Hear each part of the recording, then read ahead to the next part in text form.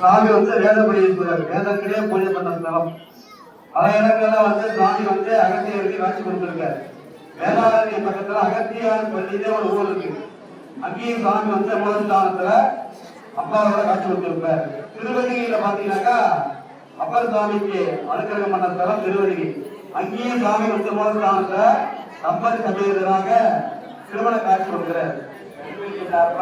நந்தி பெருமான் கேட்கிறாங்க, எங்க வீட்டு பெண்ணு கேரள சம்பாதிச்சுதான் சாப்பிடுவா, உங்களுக்கு சாப்பாடு வந்தா போடுங்களா, கட்டி கொடுத்தாங்க போடுங்களா.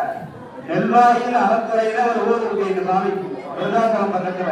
நிறைய நெல்வாயில நிறைய நெல்வாயில மூட்டை மூட்டையா வகையுது. சாப்பாடுக்கு மஞ்சளே கிடையாது. எங்க வீட்டு பெண்ணு மகாராணி நெய் இல்லாம சாப்பிட மாட்டாங்க, நெய் போடுங்களா. திருவையாறு பக்கத்துல திரு நீர்கானம் என்ற ஊரே இருக்குது. நெய்க்கு மஞ்சளே கிடையாது. முருங்கையில வழியை எடுத்து சாப்பிட்டோம்னாங்க, அந்த அளவுக்கு நெய் இருக்கு. எங்க வீட்டு பெண்ணு நல்ல சாப்பாடு தண்ணி சாப்பிடுவாங்க, நல்ல தண்ணி சாப்பிடுவாங்க. திருப்புகழூர்ல சாமி செங்கல்ல பொன் கட்சியா மாற்றிருக்காரு. பொன்னால மேனியம், அதனால தங்கத்துக்கு மஞ்சளே கிடையாது. வெள்ளியில பார்த்தோம்னா சாமி இருக்கிற மலையே வெள்ளி மலை. திருவோடு எதுக்காக கேட்டீங்கன்னா, உன்னுடைய ஆணவத்தை பிச்சையா போட்டு கேட்கிறார் சாமி. அவர் மலத்தை கேட்கல, உங்ககிட்ட இருக்கிற அஞ்ஞானத்தை அறிவு இல்லாத வேலை இருக்கு இல்லையா, அந்த அஞ்ஞானத்தை எல்லாம் பிச்சையா கேட்கிறார். அவரு ஞானத்தை நமக்கு தானமா கொடுக்குறாரு. சரி, உங்க வீட்டுல வரணும்னா உடனே எங்க பொண்ணை பார்த்துக்கிறீங்களா, எந்த பயம் இருக்குமா? எந்த பயம் இருக்கு? உங்க பொண்ணை பார்த்துக்கிறதுக்காக மகாலட்சுமி சரஸ்வதியும் தொழில்களாக இருந்து அவங்களுக்கு எல்லா விதமான சகல விதமான சம்பத்துக்களை எல்லாம் தருவாங்க. அதிகமாக சொல்ல மாட்டேங்கிறாரு. எம்பெருமான் மீனாட்சி தேவி தன்னுடைய அரசியல் இன்னும் சாமியை காணாமன்னு வராரு. நந்திவரவன் கட்ட வந்துருவார் இருக்கிறாரு. இன்னும் சாமி மனகாட்சி என்ன வரவே இல்லை. இன்னும் ஒரு 10 நிமிஷம் தான் இருக்குது. எப்போ வருவார் சாமி? அங்கேயே கல்வி அம்மையுடைய அம்மா காஞ்சிரமாய் கேட்கிறாங்க, ஏமா மீனாட்சி, மணி 10 முகூர்த்தம் மணி ஆகிட்டே இருக்கு, இந்த மாப்பிள்ளையை காணுமே என்ற.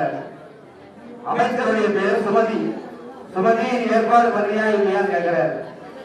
சாமி வந்துருவாருங்க, கவலைப்படாதீங்க அப்படின்றாங்க. சாமி பார்த்த கைலாயத்துல நந்தியம் பெருமான் சொல்றாரு, சாமி மணி ஆகிட்டு இருக்கு, எல்லாரும் வெயிட் பண்றாங்க அப்படின்னு. மணி என்ன ஆச்சு என்ன, இன்னும் 5 நிமிஷம் தான் இருக்கு காலை கட்டுறதுக்கு அப்படின்னாரு. எனக்கு அதுவே அதிக நேரம் அப்படின்னாரு. அப்போ காலம் தாழ்ந்துகிட்டே இருக்கு, இன்னும் 1 நிமிஷம் தான் இருக்குன்னாரு. அடுத்த வினாடி மதுரை என்பதில மாப்பிள்ளையா உட்கார்ந்துட்டு இருக்காரு. என்ன காரணம் கேட்டீங்கன்னா, சுவாமி எங்க இருக்கிறாரு?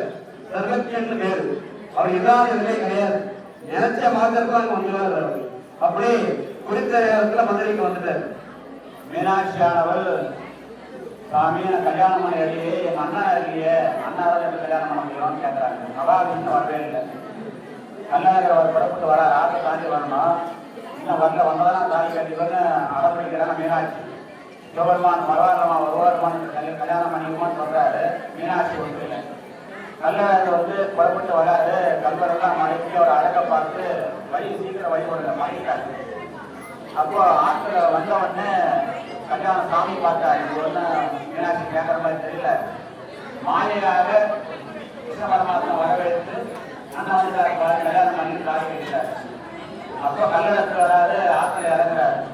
எங்க போறீங்கன்னு கேட்டாங்க. மீனாட்சி கல்யாணம் பார்க்கறதுக்கு போறாங்க. கல்யாணம் எப்போ முடிச்சு கூட்டிட்டு போயாருங்க.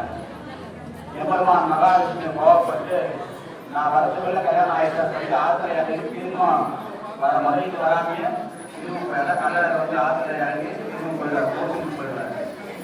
எம்பெருமான் திருக்கல்யாணம் திருவள்ளத்துக்கு முடிகிற குழந்தைங்க கல்யாணம் ஆகாத